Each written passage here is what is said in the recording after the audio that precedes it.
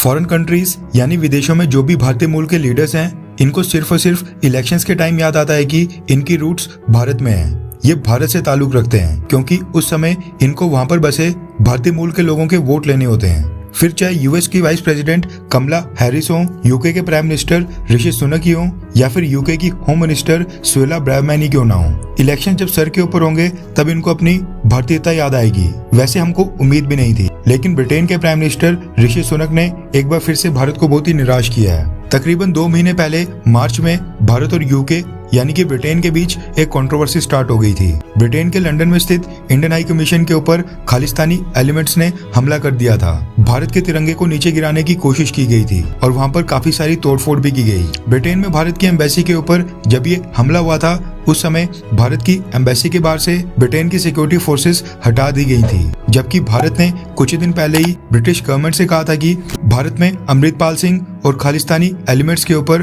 कार्रवाई की जा रही है। ऐसे में ब्रिटेन में इंडियन हाई कमीशन की सिक्योरिटी को बढ़ा दिया जाए और एक्स्ट्रा कवर दिया जाए। लेकिन ब्रिटेन की मेट्रोपॉलिटन पुलिस या फिर किसी भी और सिक्योरिटी फोर्सेस का एक भी व्यक्ति इंडियन हाई कमीशन के बाहर उस समय नहीं था, वरना खालिस्तानी एलिमेंट्स के हाथ भारत के तिरंगे तक जाते भी नहीं। भारत और ब्रिटेन के बीच उस समय तनाव इतना ज्यादा बढ़ गया था कि न सिर्फ भारतीय सरकार ने न्यू दिल्ली में ब्रिटेन के टॉप डिप्लोमेट को इस सिचुएशन के ऊपर समन किया था, बल्कि एक्सप्लेनेशन भी मांगी थी और ये पूछा था कि लंदन में इंडियन हाई कमीशन को प्रोटोकॉल्स के अकॉर्डिंग सिक्योरिटी क्यों नहीं दी जा रही है। भारत उस समय ब्रिटिश सरकार से कितना नाराज हुआ था, इस बात का अंदाजा आप इसी चीज से लगा सकते हैं कि अपनी नाराजगी शो करने के लिए न्यू दिल्ली में स्थित ब्रिटिश हाई कमीशन के बाहर से भारत ने अपनी सिक्योरिटी हटा दी थी, बैरिकेड्स को हटा दिया गया था और कई दिनों तक दिल्ली पुलिस का एक भी व्यक्ति ब्रिटिश हाई कमीशन के बाहर बिल्कुल नहीं था।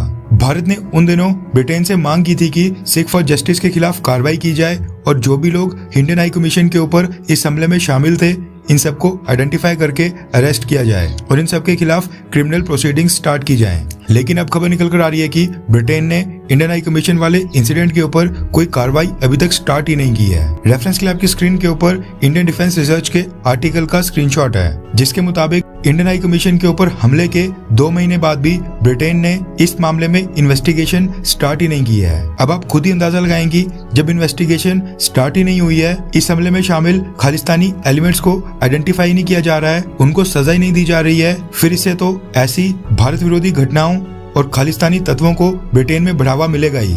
यूके के मिनिस्टर्स ऋषि सुनक, यूके का भारत में एम्बेसडर, ये सब लगातार बोल रहे हैं कि भारत की एम्बेसी के ऊपर जो हमला हुआ था वो इसको बिल्कुल भी बर्दाश्त नहीं करेंगे।